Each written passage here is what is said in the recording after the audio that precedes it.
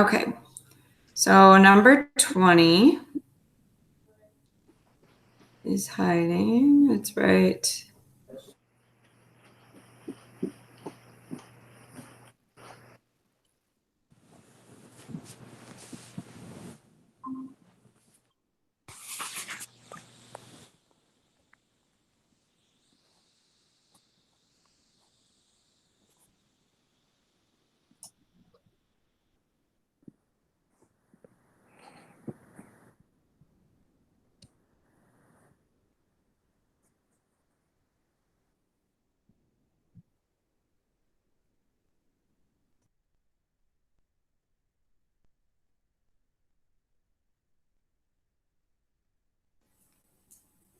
Oh, maybe not. I thought it kicked me off. Okay. This will let you take over. All right, let's try this again. Sorry.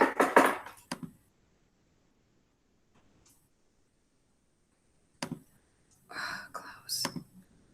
All right. Need my pen. So the first thing you want to do when you're doing one of these problems is write out your balanced equation. So we have iron 3 hydroxide starting as a solid. It's going to dissociate into iron 3 and 3 hydroxides. So it's going to end up looking like that. And then we're going to write the KSP expression for it. It's just like writing KEQs, except it is for a low solubility substance, ionic compound. And remember, we don't include solids and liquids when we write our KEQs. So it's only going to be products, and which is why we do not have our reactants here. So I have the concentration of iron times, you're multiplying here, times the concentration of hydroxide. And since that has a coefficient of 3, it is going to be to the power of 3 there. So then we establish the S relationship. Since iron 3 hydroxide dissociates into 1 iron, we would say that represents 1 S. And hydroxide dissociates into iron 3 hydroxide dissociates into 3 hydroxides. That is going to be 3S there. We go then and plug that into our KSP expression. So our KSP expression is going to be 1S to the first power. You don't have to write to the first power there, but you can if you want to. And 3S to the third power. The KSP value for iron 3 hydroxide is 2.8 times 10 to the negative 39. So then we have 2.8 times 10 to the negative 39 equals. Now, 3 to the third power is not 9. It is 27. So you got to make sure you're cubing it and not multiplying it there. And then you have S to the third power, which is S cubed, times another S. So that's going to end up equaling there 27S to the 4th power. So then to go and solve this, you're going to type in, and did I put that number there? I did not. 2.8 to the negative 39th power divided by 27. When I get that, I get 1.0 times 10 to the negative 40th. And then to get S alone, I'm going to take both sides and bring it to the 1/4 power. So when I type this into my calculator, I'm going to type in 1.0 times 10 to the negative 40th, caret parentheses 1/4 parentheses, or 1/4 is 0.25. So you can also bring it to the 0.25 power. When I do that, I get my S value here. And S comes out to be 1.0 times 10 to the negative 10th for my value. And the units of molar solubility of S is molar. Now in this problem, iron 3 is established as 1S. So it's going to be equivalent to whatever S is. So it is also 1.0 times 10 to the negative 10th molar. Now the next one we're looking at there, silver chromate. Again, we start by writing out its balanced equation. So here we have silver chromate starting as a solid. And it's going to dissociate into 2 silver ions and 1 chromate ion.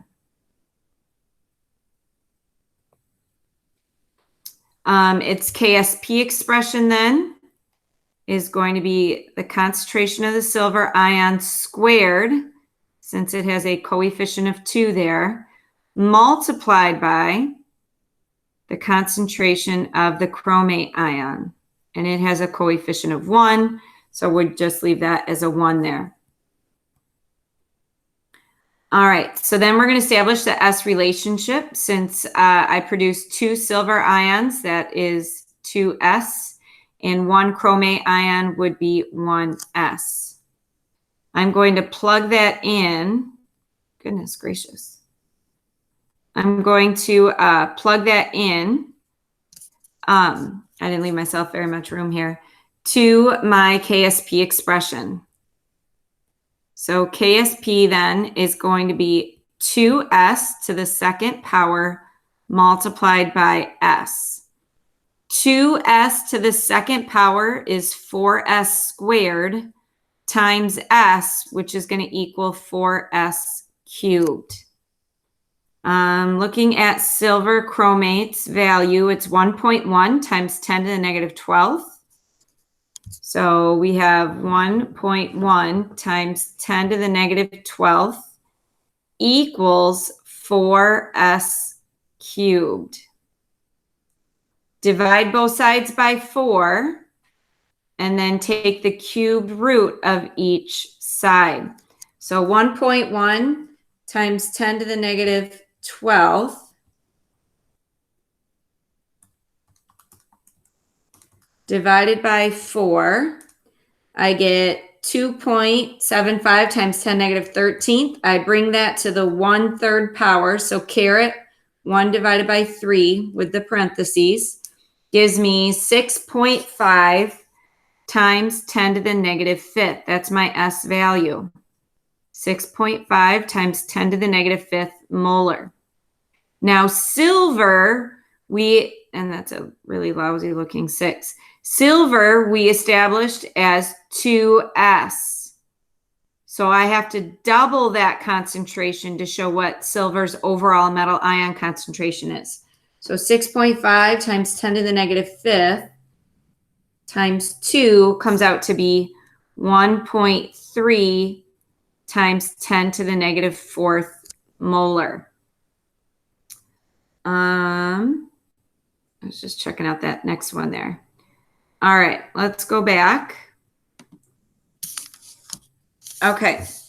Questions on what I just went over, or we just looked at there? No. All right, so hopefully, like I said, it's either one of two things. Sometimes kids will, like that one that we had with the iron 3 hydroxide, they will do 3 times 3 and have it like 9S to the 4th power. Or it's just a matter of typing it into the calculator, making sure you're bringing it to the right power, and what that looks like when you type that in. So that tends to be one of the trickiest things with that idea. How about with Le Chatelier's principle? There was like number 19 tends to be kind of a hard idea for students. Let's see, 17 tends to be a hard idea. So I'm going to go to that and look at those real quick here. All right. So let's look at, let's just kind of walk through 17 here. So adding water, the first thing we want to do is look at our states of matter. And water is a liquid. Liquids have no effect on equilibrium shifts, so this is going to be a no change. So that's going to make this guy no change and this guy no change. Triangle means change, so it's kind of a shorthand way of writing that. Increase in volume is the same as decreasing pressure. Volume and pressure are inversely proportional to each other. So we got to look at our number of gas particles. Well, on the left-hand side, I have aqueous liquid, so I have 0 gas particles. On the right-hand side, I have aqueous, so again, I have 0 gas particles. So this is also going to be a no change because you have no difference in the number of gas particles within the reaction. Add calcium chromate. Now, up in this original reaction, you don't see calcium chromate, but what you do see is a common ion. We see chromate here. Calcium chromate in the aqueous form is a source of chromate. So that means we're increasing the concentration of chromate here. That's going to shift the reaction to the opposite side. That's going to shift it to the left. On the left-hand side of the reaction, it's labeled as orange.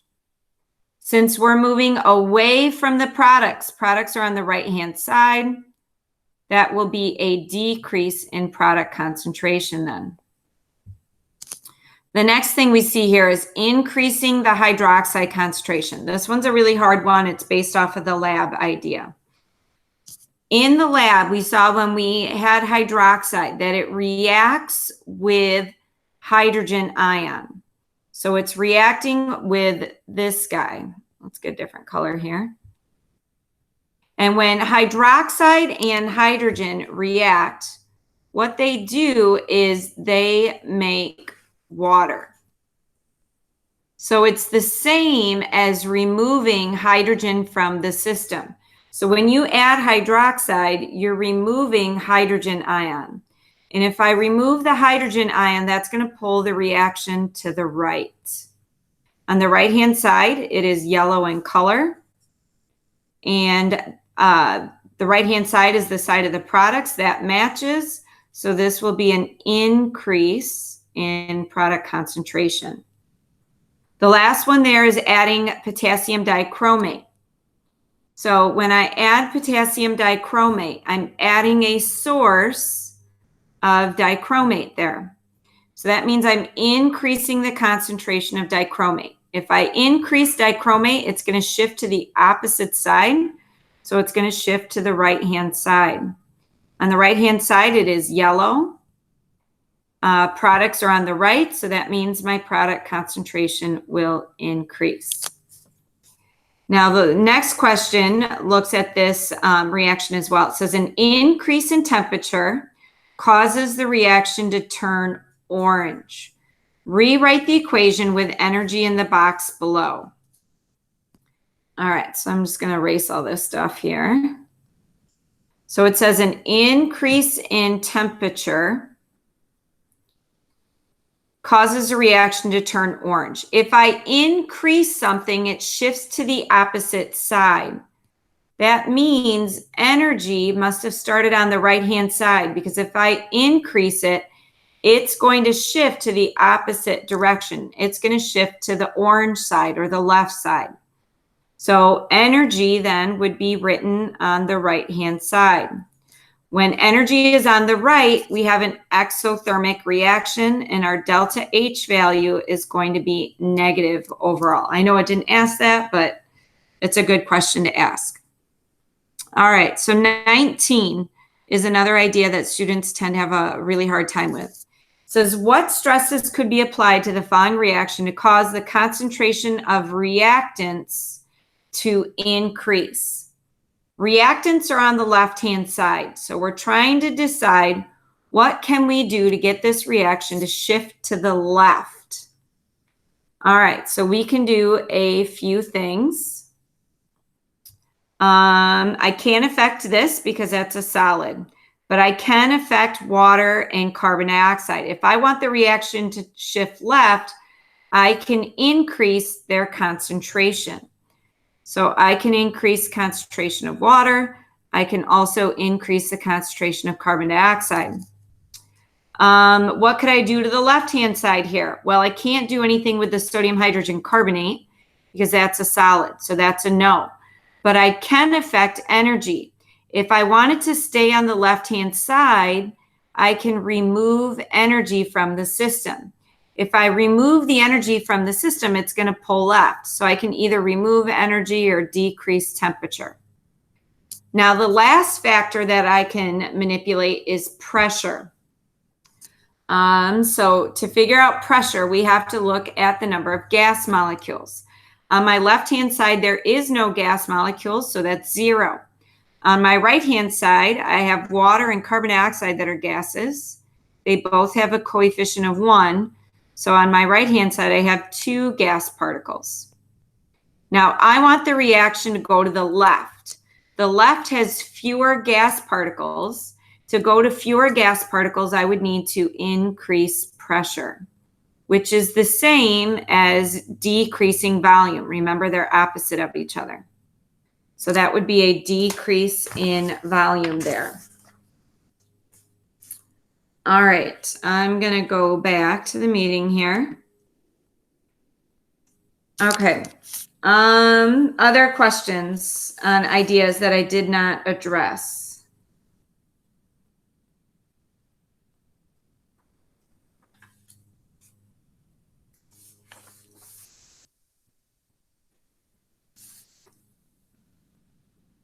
So you guys can type them into the box if you want to as well. And I can answer those. All right, I'm going to look at one more idea here, one that I tend to emphasize or talk about with this chapter as well. Especially, it's more of solving for the math than anything. So let's skip over to that. It's going to be number 11. So I'm going to pull up number 11 here.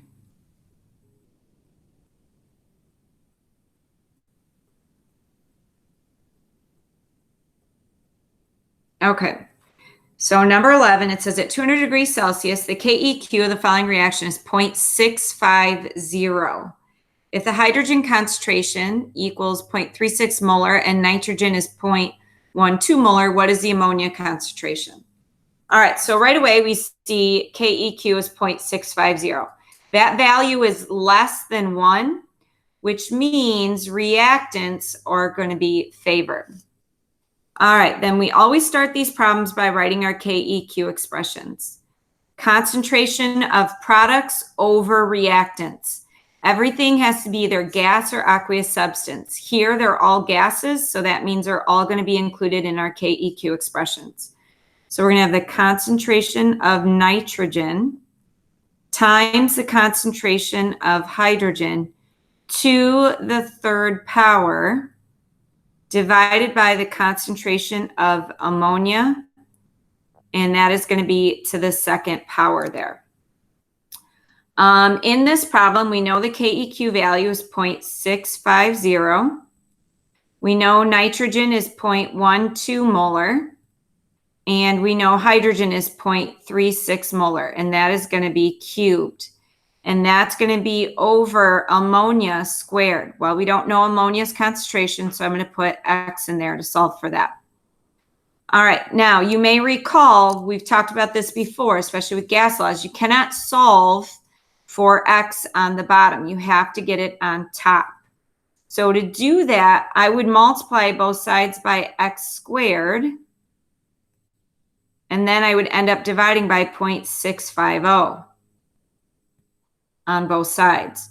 So then what I end up with here is X squared is going to equal 0.12 times 0.36 cubed divided by 0.650. Now to solve this problem, I would take 0.36 cube it, then multiply by 0.12, then divide by 0.650. When I do that,